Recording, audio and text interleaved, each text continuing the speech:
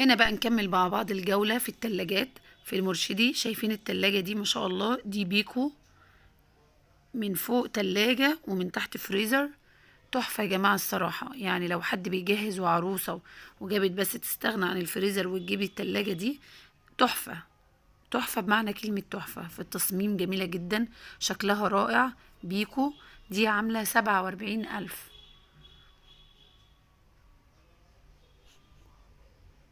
ودي برضو ده التصميم بتاعها من جوه، واسعة جدا طبعا، وفيها 3 أرفف من تحت فريزر.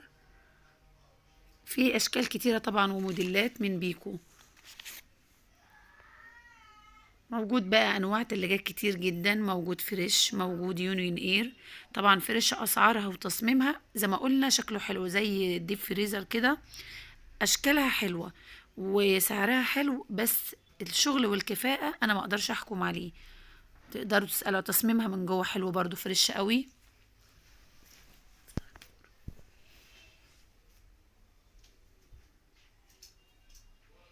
فريش في منها الاسود والسيلفر، وفي منها الوان كتير، وفي منها اللون اللي هو المخطط كده من بره مموجه كده، الاسود برضو. وسعرها حلو جدا. عامل 17,500، في عامله 21,000.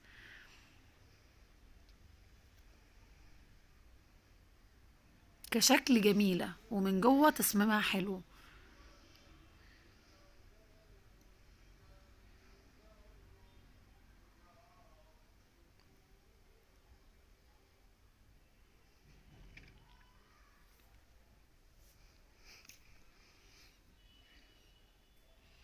في ب25,000 برضو. في كريازي.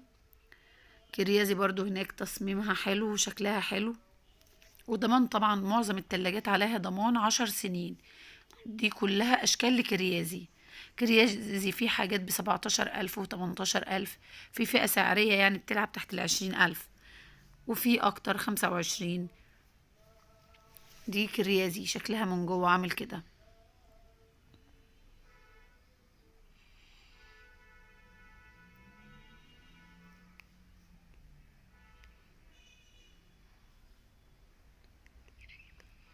كل دول كريازي، سيلفر واسود. كريازي برضو. الكتروستار بقى اشكال كتير قوي منها برضو عندهم، يعني براعة في التصميم، ومن جوه حلوة قوي. وفيها سبنسر مية في الشكل حلوة قوي، وبتبقى مضيئة، التلاجة مضيئة من جوه. بس كفاءة الشغل والقطع الغيار والصيانة، انا اسمعوا بقى ريفيوهات عن النوع اللي انتوا تحبوه كتير. انا بكلمك على الانواع اللي موجودة في المرشدي. موجود كمان تلاجة سامسونج حلوة جدا، في الشكل برضو حلوة جدا.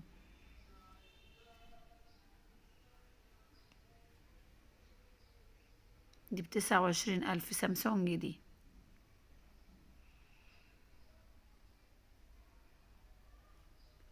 فيها بقى خاصيات البلازما والحاجات دي اللي بتحافظ على الأكل لفترة طويلة، من إنه ما يحصلوش حاجة ولا الأكل يلقط من بعضه. والحاجات دي معظمها انفرتر موفرة الكهرباء طبعا.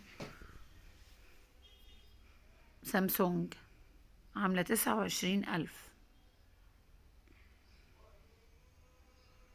في تلاجات بتبقى تلاجة من فوق وفريزر من تحت. يا رب تكون الجولة عجبتكم. عجبكم الفيديو متنسوش تعملوا لايك وشير، واشوفكم في فيديوهات تانية كتير. ومع